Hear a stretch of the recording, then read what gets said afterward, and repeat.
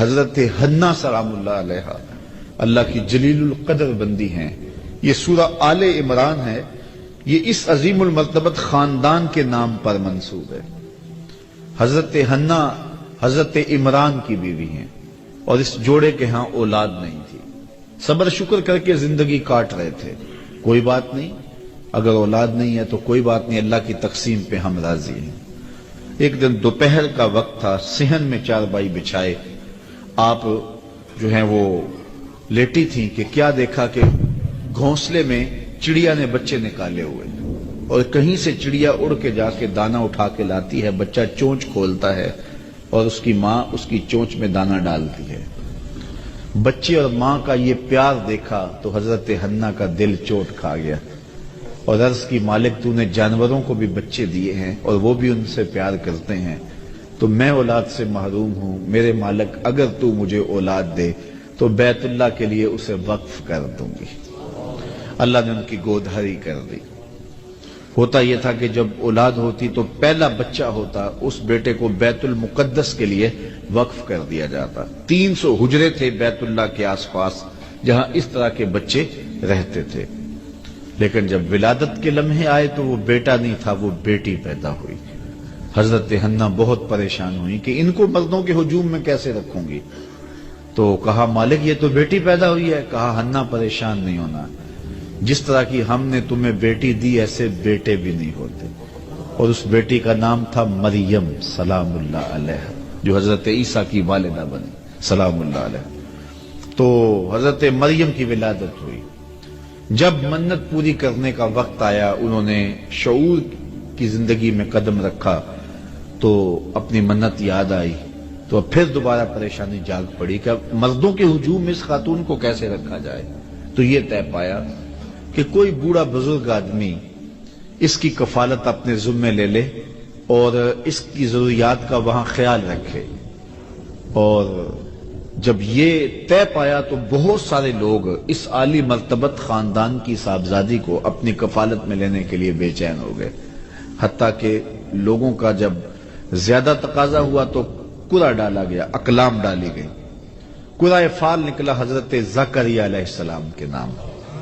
یہ قرآن ہمیں ساری کہانی بتاتا ہے. سورہ آل عمران میں حضرت زکریا 120 سال کی عمر میں تھے اور ان کی زوجہ تھی 99 سال کی عمر میں، اور یہ جوڑا بھی اولاد سے محروم تھا.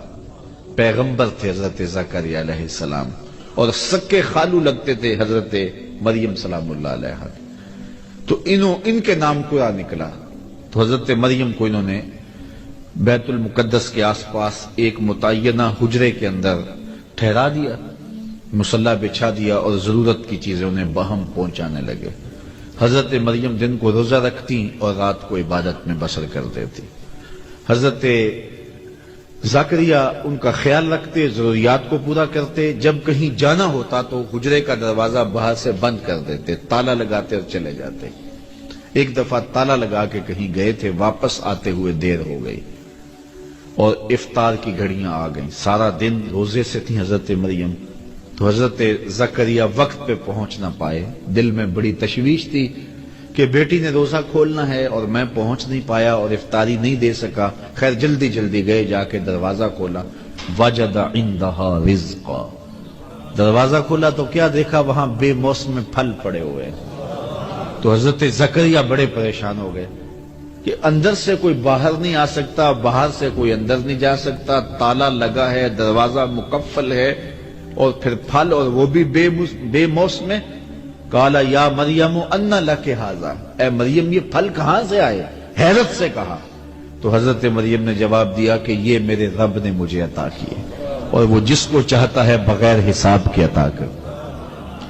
اب حضرت زکریا علیہ السلام کا میں نے بتایا 120 سال عمر تھی اور ان کی زوجہ کی عمر 99 سال تھی اور یہ جوڑا بھی اولاد سے محروم تھا. اب بے موسم پھل جب حجرہ مریم میں اترتے ہوئے دیکھے تو حضرت زکریا کا دل بھی چوٹ کھا گیا. ہنالک دعا زکریا ربہ، حضرت زکریا نے وہیں کھڑے ہو کے دعا مانگنا شروع کر دی. مالک جب تو اپنی بندی کو بے موسم پھل دے سکتا ہے تو مجھے بے موسمی اولاد نہیں دے سکتا؟ میرے شجر عمر پر بھی اولاد آنے کا موسم بیت گیا ہے، لیکن یہاں بے موسم پھل تو نے دیے ہیں تو مجھے بھی اولاد کا پھل بے موسمہ تو عطا کرنے پہ قادر ہے۔ وہیں کھڑے ہو کے حضرت سیدنا زکریا دعا مانگنے لگے۔ پھر کیا ہوا؟ ان کی دعا رد کر دی گئی۔ کس عمر میں دعا مانگ رہے ہو؟ کہاں مانگ رہے ہو؟ بیت اللہ سامنے ہے، صخرہ کے پاس کیوں نہیں جاتے؟ حجرہ مریم میں ایک ولیہ کے پاس کیوں مانگ رہے ہو؟ نہیں، بلکہ کیا ہوا؟ فنادتہ الملائکہ، وہ ابھی وہو قائم یصلی فی المحراب، وہ وہاں حجرے میں کھڑے ہو کے دعا مانگ ہی رہے تھے کہ فرشتوں نے آ کے ندا دی، ان اللہ یبشرک بیحییٰ، اے زکریا تمہیں مبارک ہو، ہم تمہیں یحییٰ کی بشارت دیتے۔ تو بے موسم پھلوں کا آنا یہ کرامت ہے اللہ کی ولیہ حضرت مریم سلام اللہ علیہا کی۔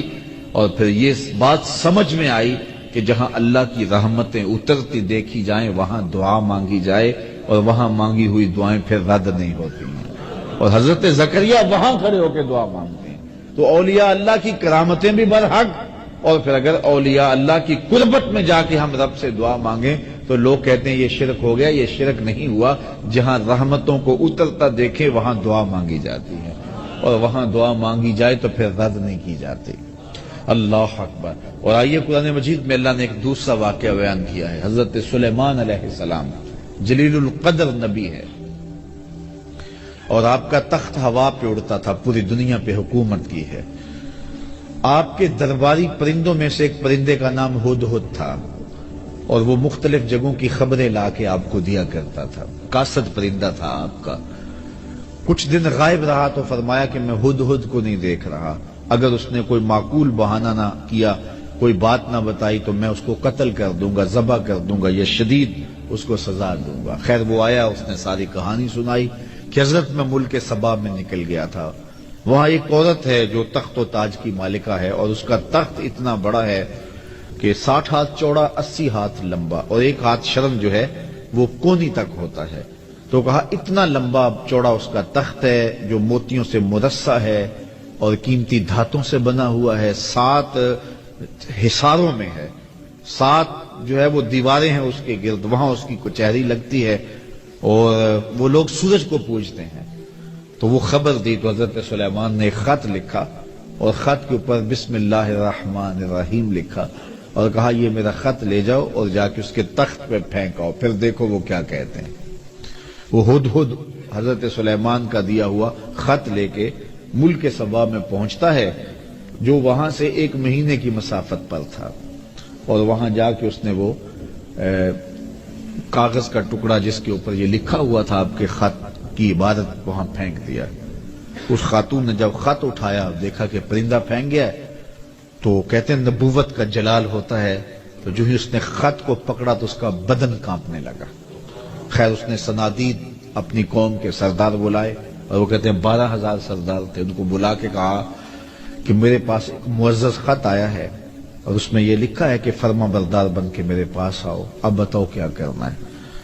قوم نے کہا، جو سردار تھے قوم کے، اس میں آیان سلطنت بھی تھے، وزراء بھی تھے، اس میں فوجی زعماء بھی تھے، عسکری قوتوں کے سربراہ بھی تھے، سارے لوگ تھے، سیاسی عمائدین بھی تھے، سارے لوگ تھے۔ انہوں نے کہا کہ فوجی ہماری تیار ہیں، اسلحہ ہمارے پاس موجود ہے، قوم متحد ہے، مورال بڑا بلند ہے، کوئی ٹینشن نہیں ہے، اگر وہ حملہ کرتے ہیں تو ہم مقابلہ کریں گے، باقی رائے آپ کی ہے، جو آپ فیصلہ کریں ہم اس فیصلہ کے مطابق جو ہے وہ کریں گے۔ تو اس نے کہا کہ جب بادشاہ کسی ملک پہ حملہ کرتے ہیں تو پھر تاخت و تاراج کر کے رکھ دیتے ہیں، میں نہیں چاہتی کہ لڑائی کی نوبت آئے، میں ہدیہ بھیجتی ہوں، پھر دیکھتی ہوں کہ وہ کیا اس کا جواب دیتے ہیں۔ تو اس نے قاصد کو ہدیہ دیا اور حضرت سلیمان کے دربار میں بھیجا۔ وہ ہدیہ کیا تھا؟ مفسرین نے لکھا ہے کہ وہ ایک سونے کی اینٹ تھی، جس کو قیمتی کپڑے میں لپیٹ کر کے تشتری میں سجا کر کے حضرت سلیمان کی بارگاہ میں پیش کرنے کے لیے قاصد صنعاء سے چلا اور حضرت سلیمان کے دربار تک پہنچا۔ حضرت سلیمان نے نور نبوت سے دیکھ لیا کہ وہ ایک اینٹ لے کر کے سونے کی آ رہا ہے، تو آپ نے اس کے آنے سے قبل اپنے دربار میں حکم نامہ جاری کیا کہ یہ جو دربار کو رستہ آتا ہے، اس رستے میں سونے کی اینٹوں کا فرش لگا دو۔ وہ ایک اینٹ لے کے آ رہا تھا، کہا یہاں سونے کی اینٹوں کا فرش لگا دو۔ اللہ اکبر، وہ اس پہ نازاں تھا۔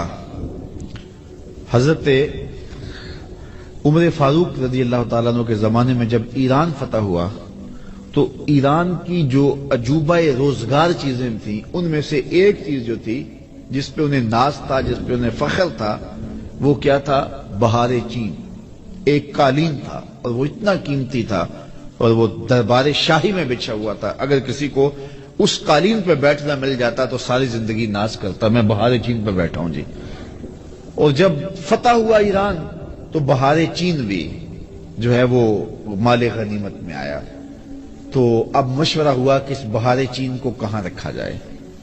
تو کسی نے کہا جی مسجد نبوی میں بچھا دیا جائے، ریاض الجنہ میں بچھا دیا جائے، کسی نے کہا کہ نہیں ایسے کیا جائے، کسی نے ایسے کیا جائے۔ حضرت عمر نے کہا میری رائے پوچھتے ہو؟ کہا جی، کہا اس کو مسجد کے باہر جہاں جوتیاں اتاری جاتی ہیں وہاں پھیلا دو، جب لوگ آئیں اور یہاں جوتے صاف کریں اور پھر مسجد میں آئیں۔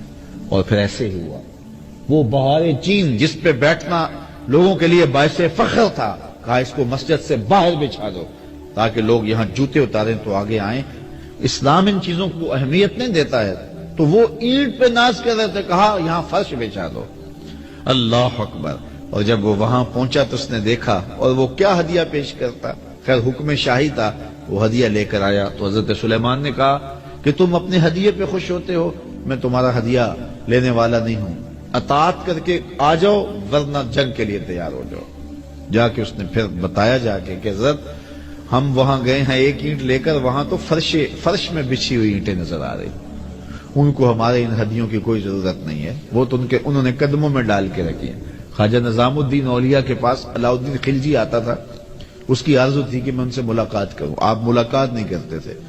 آپ نے فرمایا کہ فقیر کی خانقاہ کے دو دروازے ہیں، اگر تو ایک دروازے سے آئے گا دوسرے سے باہر نکل جاؤں گا، اور اگر تو نے زیادہ ضد کی طرح شہر چھوڑ جاؤں گا۔ خیر وہ آ ہی گیا تو خادموں نے آپ سے ملنے نہ دیا، پہرے دار کھڑے ہو گئے، تو اس نے سمجھا کہ یہ فقیر مر جائیں گے لیکن اپنی ڈیوٹی سے نہیں ہٹیں گے، تو اس نے کہا اچھا میں استبل حضرت کا دیکھنا چاہتا ہوں، حضرت کی خان کا دیکھنا چاہتا ہوں۔ تو جب استبل میں پہنچا تو جو گھوڑے تھے ان کی زنجیریں سونے کی تھی اور جو میخیں تھیں قلعے تھے وہ چاندی کے تھے، تو بڑا حیرت زدہ ہوا اور اس کو شرارت سوجی۔ اس نے کاغذ کے ٹکڑے پہ لکھا یہ کیا ہوا، فقیروں کے پاس بھی سونا چاندی اور بادشاہوں کے پاس بھی سونا چاندی، اور یہ کاغذ کا ٹکڑا اندر بھیجا۔ حضرت نظام الدین اولیاء نے دیکھا، اس کی پشت پہ لکھ کے دوبارہ بھیجا۔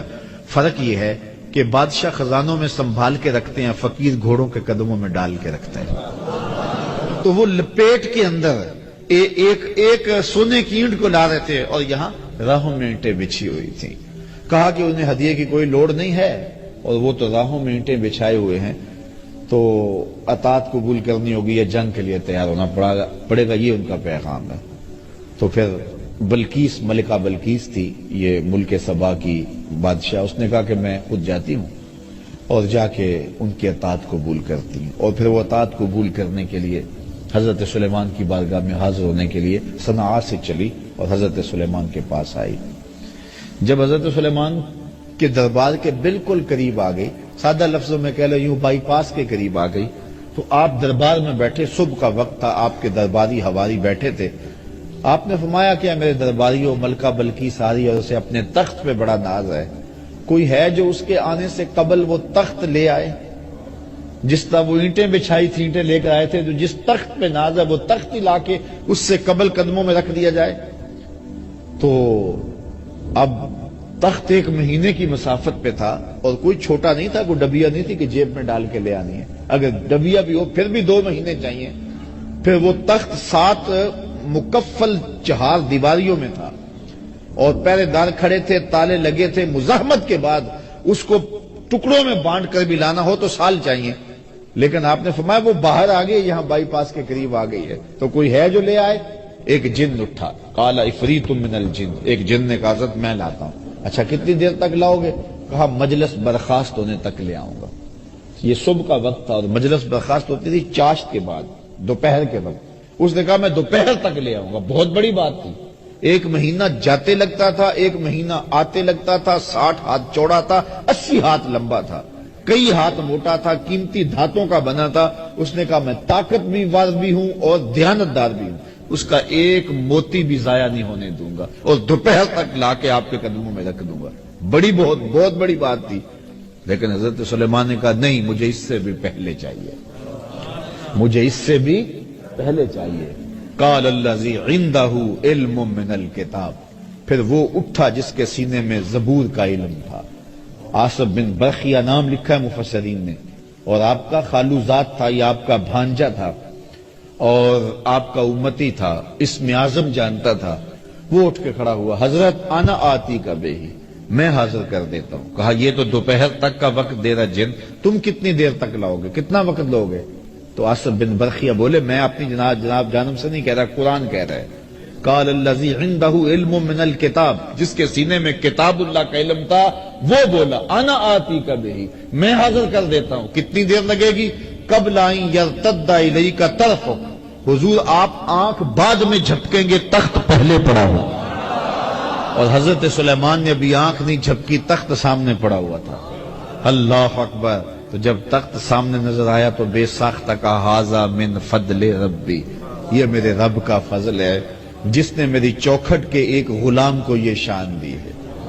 یار جس نبی کے غلام کی یہ شان ہے، جس نبی کے مقتدی کی یہ شان ہے کہ وہ اتنی مسافت سے اتنا بڑا تخت ہے، یہ قرآن ہے، اس کا انکار بھی نہیں کیا جا سکتا، آنے واحد میں لا کے قدموں میں رکھ دیتا ہے. ایک بدبخت نے کہا ہے کہ یہ تمثیلی واقعہ ہے، یہ سمجھانے کے لیے بات بیان کی ہے. نفس الامر میں ایسا نہیں ہوا، جبکہ قرآن تمثیلی واقعات نہیں بیان کرتا، یہ حقیقت ہے.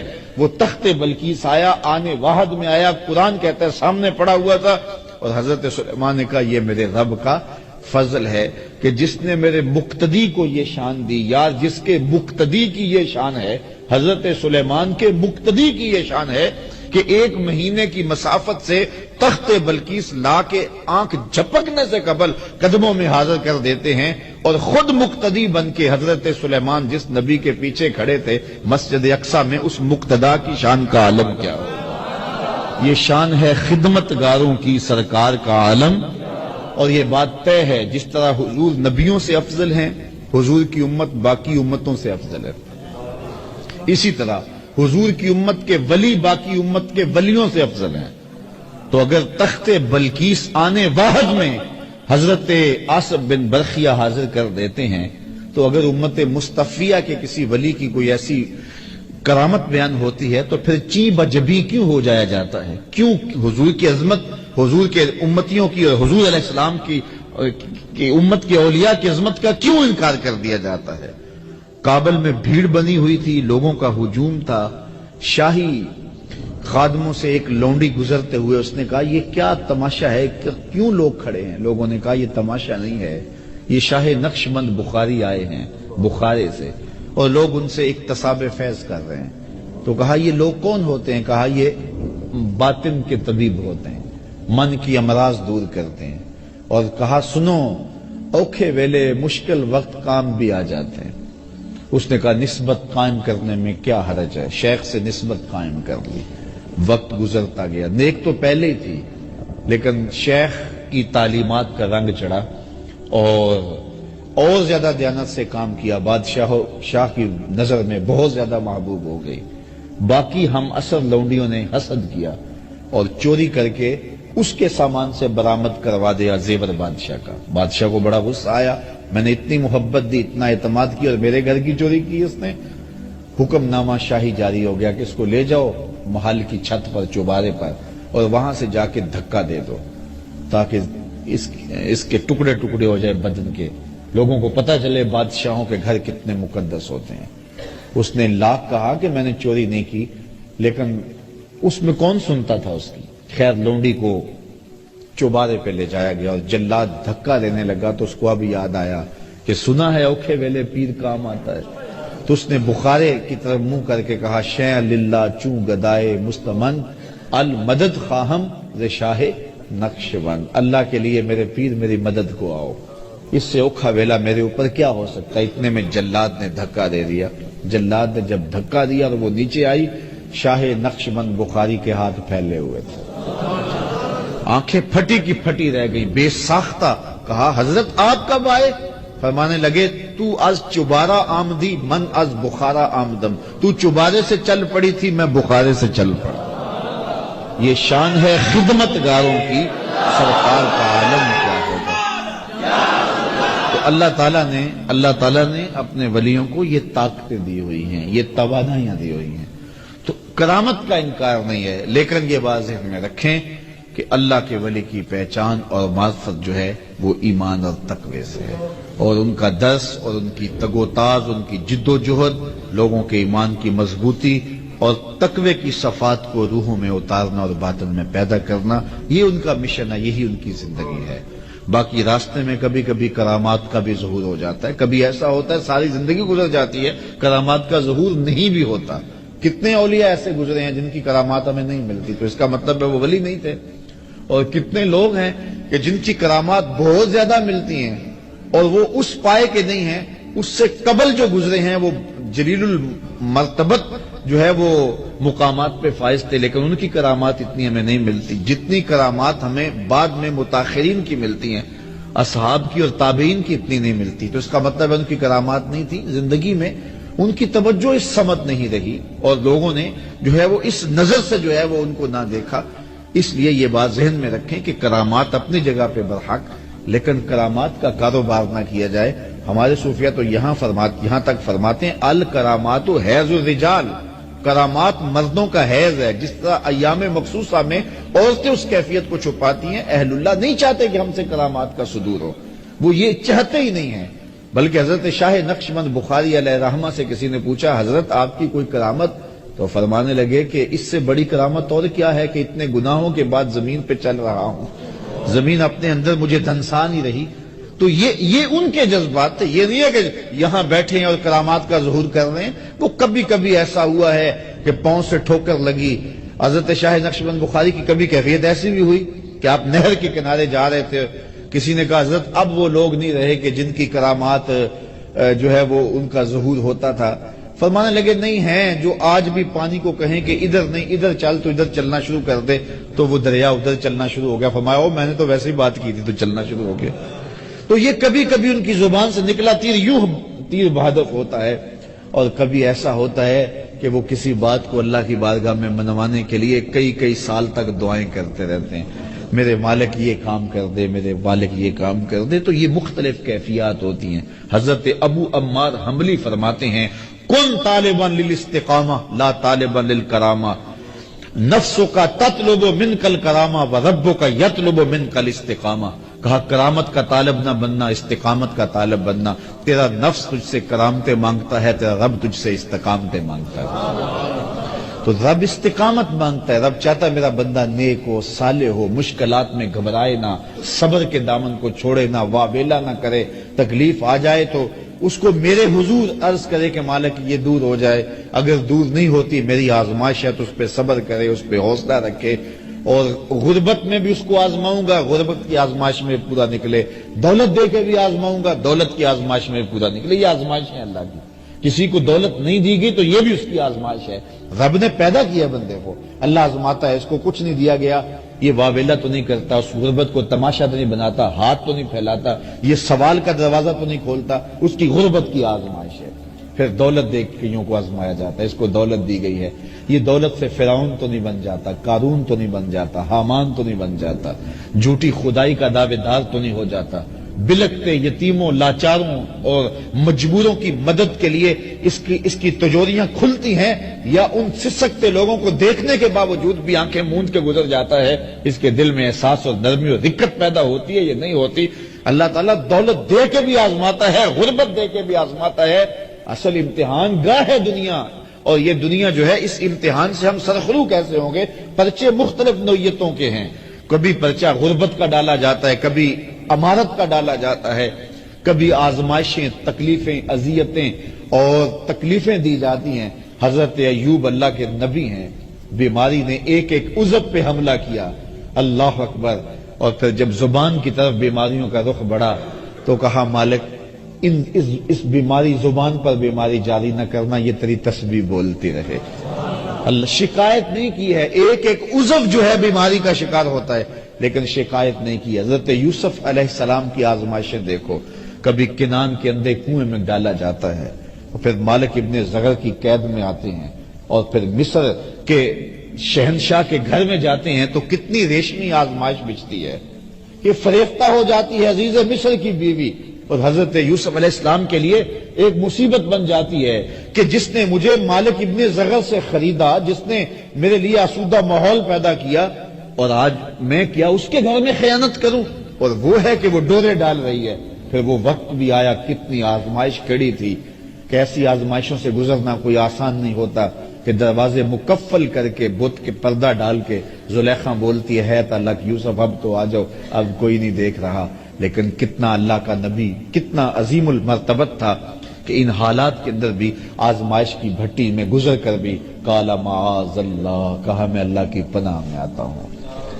اور پھر اس آزمائش سے نکلے تو پھر کیا ہوا کہ وہ خواتین آ گئی مصر کی اور انہوں نے انگلیاں کاٹ لی، اور یہ بلوائی تو زلیخا نے تھی، اور وہ کہتی تھی غلام پہ دل ہار گئی، شہرا ہو گیا نا اس بات کا، تو اس نے بلوایا سب کو اور پھل دیے۔ پھر حضرت یوسف تھوڑا سا نقاب سرکا کے گزرے تو وہ ساری اس فتنے میں جو ہے وہ شکار ہو گئی جس میں زلیخا شکار تھی، اور حضرت یوسف علیہ السلام کو ساری اپنی خواہشات پیش کرنے لگی، پہلے ایک تھی اب کئی ہو گئی، اور یہ ساری عظیم المرتبت خاندانوں کی خواتین تھی۔ حضرت یوسف علیہ السلام پریشان ہو کے اس آزمائش سے نکلنے کے اللہ کی بارگاہ میں کیا عرض کرتے ہیں، مالک اس آزمائش سے بہتر ہے میں قید میں چلا جاؤں، اور پھر 7 سال تک حضرت یوسف علیہ السلام قید میں رہے، اپنی عصمت بچانے کے لیے، آبرو بچانے کے لیے۔ زندگی آزمائشوں کا نام ہے، مشکلات کا نام ہے۔ کیا میں نے اس خاکدان سے کنارہ جہاں رزق کا نام ہے آب و دانا، پلٹنا جھپٹنا جھپٹ کر پلٹنا، لہو گرم رکھنے کا ہے ایک بہانہ، پرندوں کی دنیا کا درویش ہوں میں کہ شاہی بناتا نہیں آشیانہ۔ نبیوں کی آزمائشیں ہوئی ہیں، امام راضی نے لکھا ہے مکے سے لے کر طائف تک 70 ایسے نبیوں کی قبریں ہیں جن کی وفات صرف بھوک کی وجہ سے ہوئی ہے، صرف بھوک کی وجہ سے ہوئی ہے۔ یار ہمیں کیا آزمائش آئی کہ دوڑ کے بابے کے پاس چلے جاتے ہیں، بے عمل بابے کے پاس جا کے اپنا ایمان بھی لٹا دیتے ہیں۔ کتنی آزمائشیں آئی ہیں ان کے پاس، جلتی ہوئی چیخا میں پھینکا نہیں گیا، بیٹے کی گردن پہ چھری رکھنے کی آزمائش سے نہیں گزارا گیا، اور وادی غیر ذی زرع میں اپنے بیٹے کو چھوڑنے کی تلقین نہیں ہوئی۔ کن کن آزمائشوں سے نہیں گزرے یار، میرے اور آپ کے آقا و مولا کن آزمائشوں سے نہیں گزرے؟ حضور کا خاندان کیا کربلا سے نہیں گزرا؟ بلال حبشی کیا تپتے ہوئی ریتوں پہ نہیں لیٹے؟ حضرت خباب بن ارت کے جسم کے لوتھڑے جو ہے وہ توڑے نہیں گئے؟ کیا حضرت عمار ابن یاسر کی ماں کو مکے کے بازار میں شہید نہیں کیا گیا؟ حضرت یاسر کو شہید نہیں کیا گیا؟ حضرت عمار کو پکڑ کے آگ کے کولوں پر رکھا نہیں گیا؟ لوگوں کے بازو اور ہاتھ کاٹے نہیں گئے؟ کیا کیا مصیبتیں نہیں آئی ہیں راہ خدا میں؟ اور ہمیں کیا ہے، تھوڑا سا کام نیچے ہوا، تھوڑے سے گاہک کام آئے تو ہم پھر دوڑ گئے اور وہ شرکی عقائد میں مبتلا ہو گئے۔ اپنے آپ کو مضبوط کریں، اللہ تعالیٰ پر توکل کریں، اللہ پر بھروسہ کریں۔ کبھی وہ دولت دیتا ہے، کبھی کم دیتا ہے، کبھی زیادہ دیتا ہے، کبھی خوشی دیتا ہے، کبھی غم دیتا ہے، کبھی مسرت دیتا ہے، کبھی خوشحالیاں دیتا ہے، کبھی بڑھاپا ہے، کبھی جوانی ہے۔ یہ ساری آزمائشیں ہیں، کبھی دولت کی فراوانی ہے، کبھی بیماری ہے، کبھی صحت ہے، کبھی عزت ہے، کبھی رسوائیوں کی راہوں سے گزرنا پڑتا ہے۔ ان سارے مقامات سے گزرے، اللہ کا شکر ادا کرے اور اپنے دامن کو کبھی داغدار نہ ہونے دے، اور اللہ پر توکل کبھی کمزور نہ ہونے دے۔ اگر وہ خوشی میں رکھے تو کہا مالک تیری کرم نوازی کہ تو نے مجھے خوشیاں دی، اور اگر دکھ آ جائیں تو پھر کہے مالک جے سونا میرے دکھ وچ راضی تے میں سکھ نو چلے ڈاواں۔ مسرتیں ہوں، مسرتیں کوئی ہجوم کے اندر بھی اس کا شکر ادا کرے، اور دکھ غم آ جائیں تو پھر بھی تکلیف محسوس نہ کرے، کوئی بات نہیں ہے۔ دکھ ہمیشہ تے سکھ کدائیں، دکھاں تو سکھ وارے، دکھ قبول محمد بخشا راضی رہن پیارے۔ میں تمہیں صرف ایک حدیث سناتا ہوں، تمہیں ٹھنڈ پڑ جائے گی، مولا کائنات سید نبی المرتضیٰ سے مروی ہے۔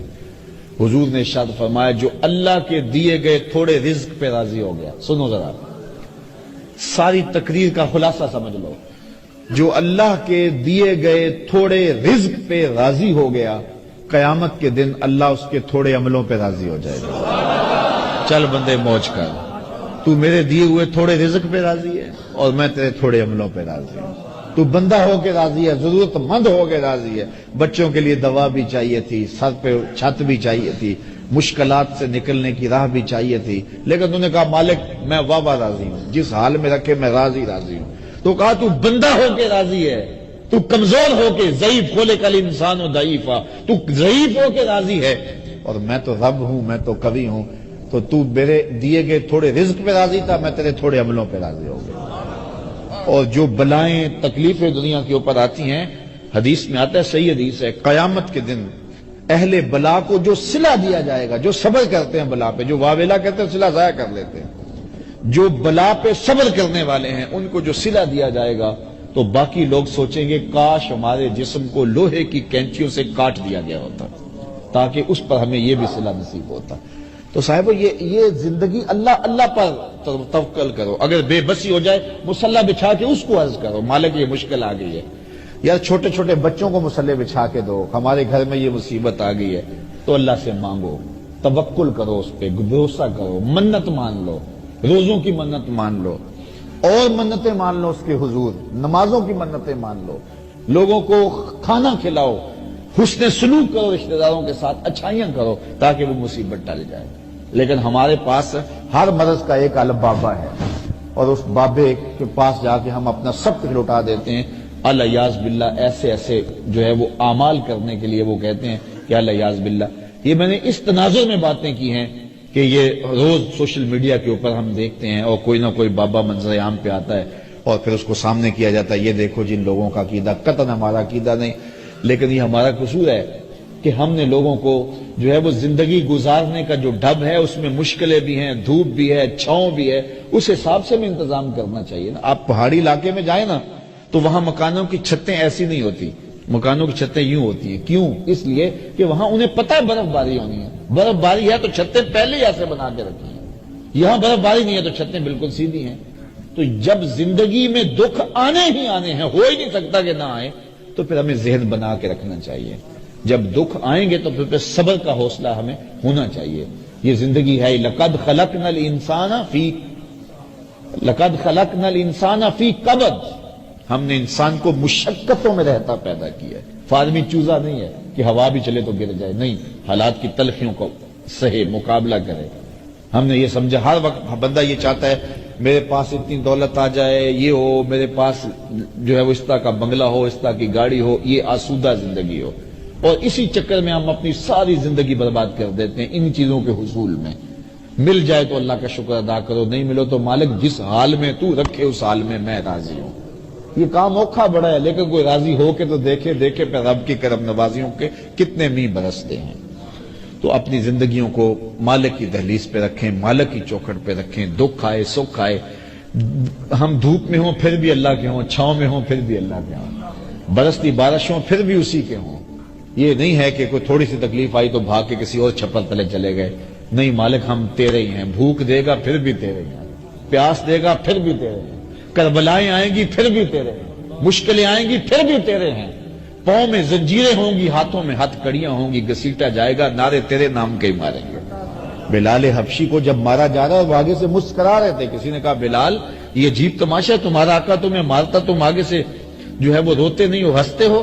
تو بلال مسکرا کے فرمانے لگے تم بازار میں جاؤ نا مٹی کا پیالہ خریدنے, تو اس کو بھی ٹھونک بجا کے دیکھتے ہو کہیں کچا تو نہیں, اس کی آواز تو ٹھیک ہے. کہا میرا مالک بلال کو دیکھ رہا ہے کہیں کچا تو نہیں, اس کی آواز تو ٹھیک ہے. میں کہتا ہوں مالک خرید لے بلال کو, کھال ادڑ بھی جائے گی, حق کی آواز ختم نہیں ہوگی. زخم پہ زخم کھا کے جی, خون جگر کے گھونٹ پی, آہ نہ کر لبوں کو سی, یہ عشق ہے دل لگی نہیں. وآخر دعوانا ان الحمدللہ.